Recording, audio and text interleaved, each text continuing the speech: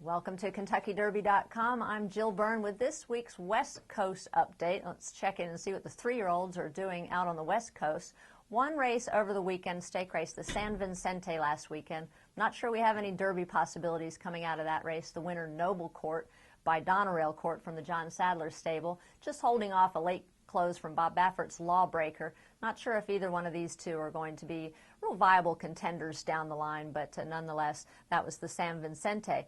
Now, with the Road to the Roses underway, big scoring weekend starting this weekend, there are a few races out on the West Coast, not traditional California races, but Turf Paradise Derby and the Borderland Derby to consider because they are part of the scoring. The Borderland Derby, I think, is actually a fairly competitive race. A horse by the name of Game of Skill, son of Wild again. I like this horse a little bit, a local winner there. And a horse from the Steve Asmussen stable called Western Prize as well. And Doug O'Neill will be shipping in another brother who was fourth in an allowance race at Santa Anita.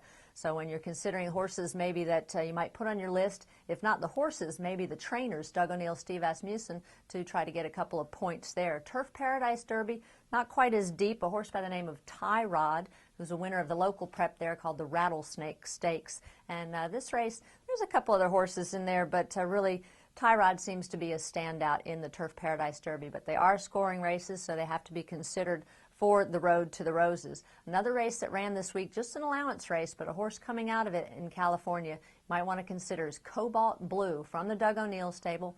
Merv Griffin, now always exciting to have him maybe on the 3-year-old trail. And this horse was only allowance race, but they're very high on him, the son of Golden Missile. So he's one we'll keep an eye on. Has to show up in a stake race next time if he can even be considered to make it down the Derby Road. A few other horses maybe while you're looking at the Road to the Roses. Great Hunter, Liquidity, also from the Doug O'Neill barn. I think these are two that probably should be added to garner some points. Liquidity might go to the Louisiana Derby. Great Hunter might stay out in California for the Bob Lewis. A horse I'm considering, Exhale, just a maiden winner from John Sadler's stable. But I think this horse has a real bright future. But the next race out there, the Robert F. Lewis out in California, is going to be a key race for the Derby. So those are a few horses maybe to consider as the Road to the Roses gets underway. And we'll be checking in again next week, see what happens in the Borderland Derby and Turf Paradise Derby.